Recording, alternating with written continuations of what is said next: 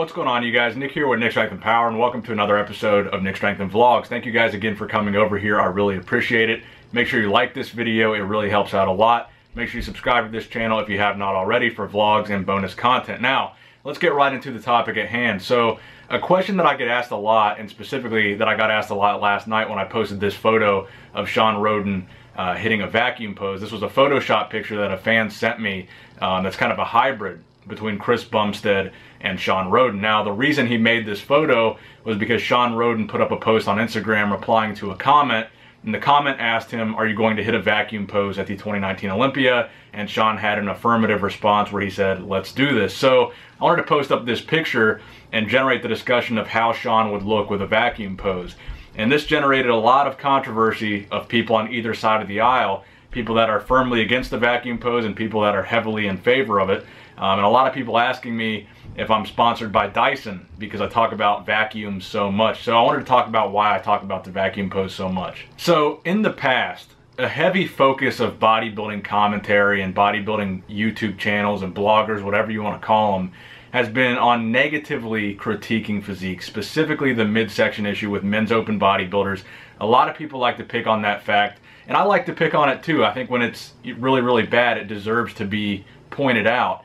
But I wanted to focus on something more positive, and I said to myself, you know, what could we focus on where we're actually giving guys credit and we're saying positive things about guys that can do something that we like to see, rather than talking about guys that are doing something that we don't like.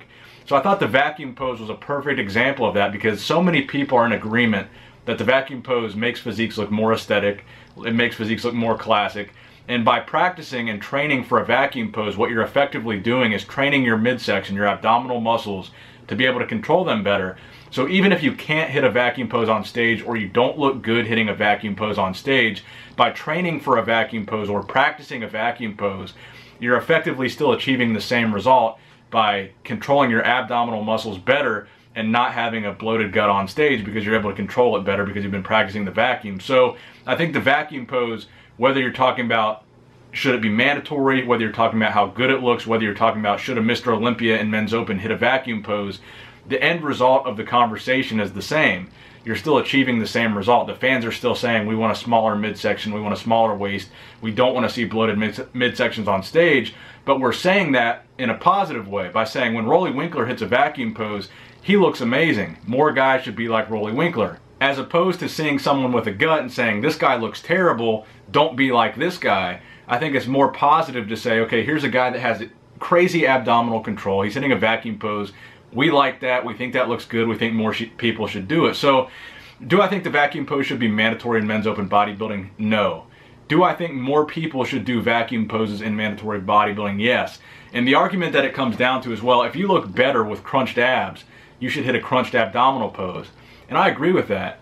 It's whatever your physique looks better with. But personally, and I think a lot of people agree with me, we think it looks good when most people hit a vacuum pose. We think, you know, most physiques look better with a vacuum pose. If they're able to do it, I think in most cases, it makes them look more aesthetic, and it makes their waist look smaller, and it makes them look better. And it's a very aesthetic, very classic pose. So to answer the question, the reason why I talk about it so much is because I think, number one, it's something positive we can talk about. And number two, I think it's something interesting we can talk about.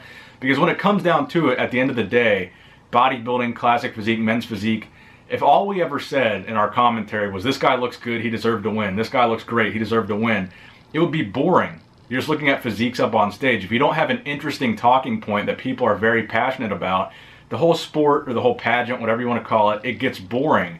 So part of my job as a bodybuilding blogger, or whatever you want to call me, is to give you guys something interesting to think about, something interesting to talk about.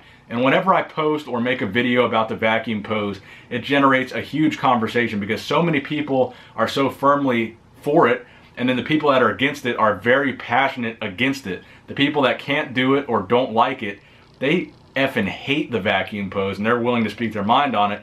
And the people that love it, they absolutely love it, and they hate the people that can't hit it, and they argue very strongly for it. And I think that makes everything more interesting. So that's the goal when I talk about the vacuum pose. It's not so much because, you know, I'm going to bed at night dreaming about the vacuum pose. It's more because it gives you guys something interesting to talk about, it gives me something interesting to talk about, and it makes an interesting discussion going into the Olympia. It's the big what if. Are we going to see more men's open guys? Are we going to see Sean Roden, Mr. Olympia, hit a vacuum pose on the Olympia stage? Something we haven't seen in years from a Mr. Olympia winner. It would be interesting. It would be cool. Should it be mandatory in men's open? No. Should more guys hit it? Yes. Would we like to see more guys hit it? Absolutely. Should more guys be able to hit a vacuum pose in Classic Physique? Absolutely. Should a Classic Physique champion probably look good with a vacuum pose? I think so, yes. I think Classic Physique guys look better with a vacuum pose than without a vacuum pose.